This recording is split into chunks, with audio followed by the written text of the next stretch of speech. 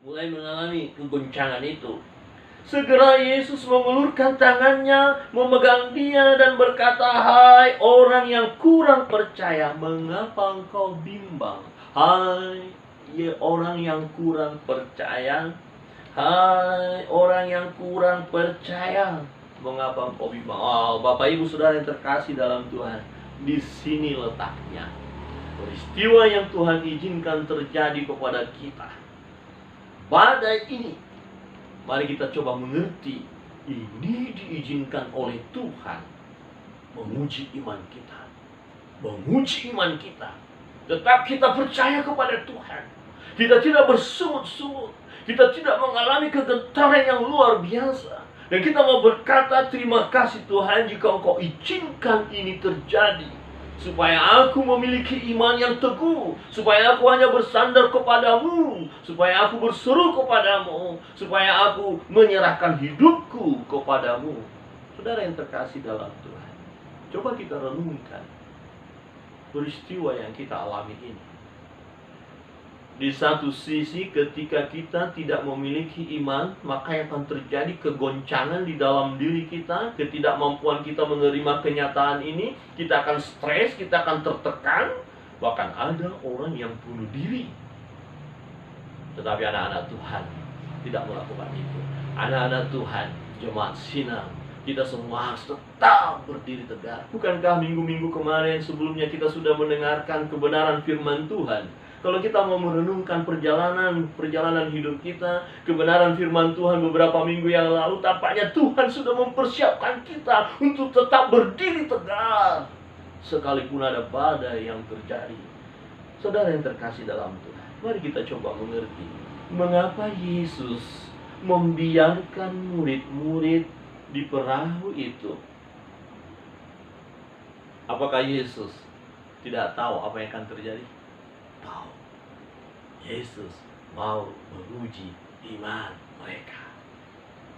Yesus mau menguji iman kita saat ini. Jangan takut. Yesus datang kepada mereka dan berkata, "Aku ini, jangan takut." Saudara, dengan kita menghadapi badai ini, maka kita akan muncul sebagai pribadi-pribadi yang memiliki iman yang tangguh, yang teruji. Bukan iman yang cemen, bukan iman yang suka ngambek, mengalah. Bukan iman yang tak punya power, tapi iman yang mantap dan siap menghadapi tantangan. Amin. Amin. Katakan amin. Imanmu haruslah iman yang mantap di dalam Tuhan. Yang kedua, saudara yang terkasih dalam Tuhan, supaya kita bisa tenang menghadapi badai ini, kita harus mengerti bahwa Tuhan Yesus, perhatikan, kita harus mengerti bahwa Tuhan Yesus mengerti situasi yang kita hadapi. Jangan pikir Tuhan tidak tahu apa yang kita hadapi. Jangan pikir bahwa murid-murid mengalami hal seperti itu, kemudian Tuhan tidak mengetahuinya, Yesus tidak mengetahuinya. Tidak, saudaraku. Kita harus mengerti ini. Tuhan Yesus mengerti situasi yang kita hadapi. Perhatikan ayat 24 dan 25 berkata, perahu murid-muridnya sudah beberapa mil jauhnya dari pantai, dan diombang-ambingkan gelombang karena angin sakal. Diombang-ambingkan, digoncangkan angin sakal. Kira-kira jam 3 malam datanglah Yesus kepada mereka berjalan di atas air. Saya merenungkan bagian ini. Mengapa jam 3 malam itu Yesus datang?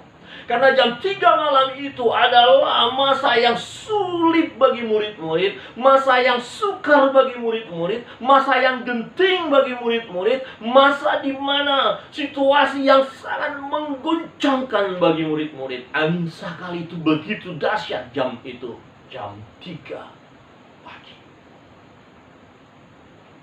Saudara yang terkasih dalam Tuhan, apa yang terjadi? Apakah Yesus tidak mengetahui? Jelas Yesus tahu.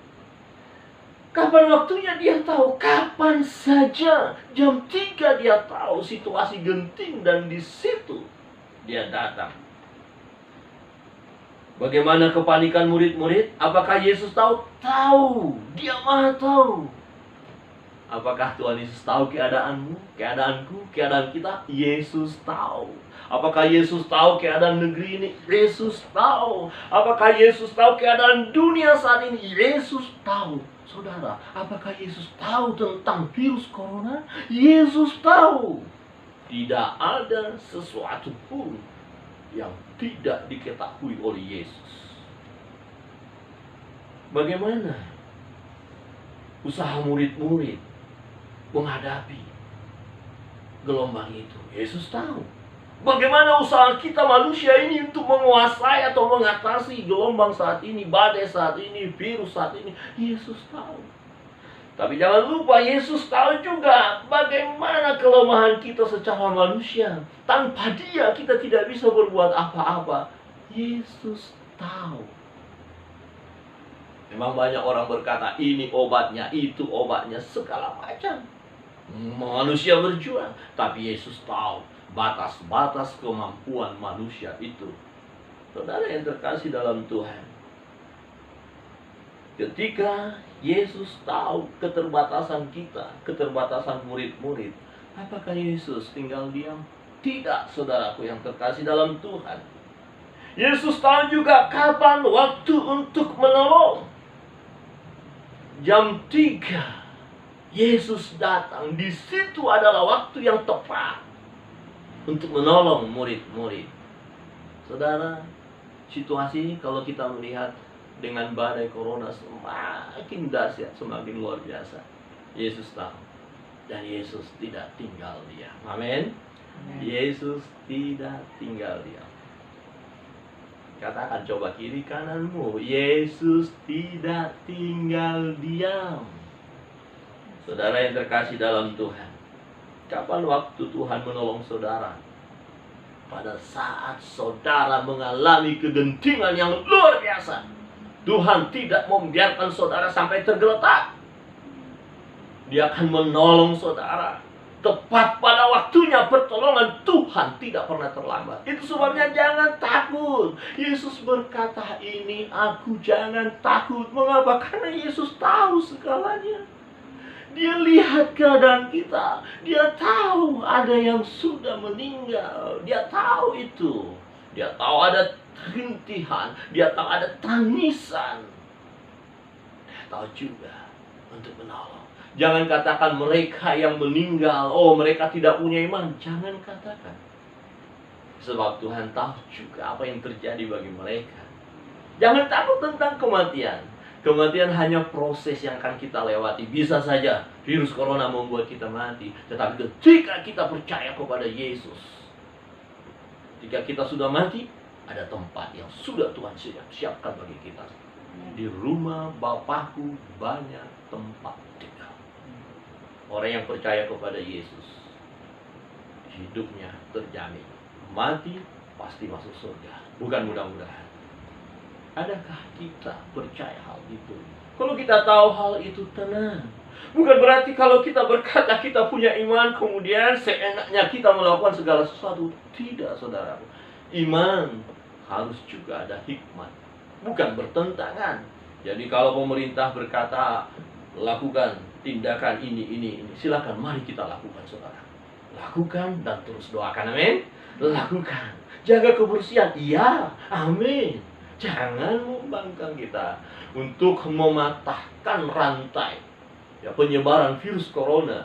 Pemerintah sudah mengatur sedemikian, para ahli sudah mengatakan demikian. Cobalah kita ikuti.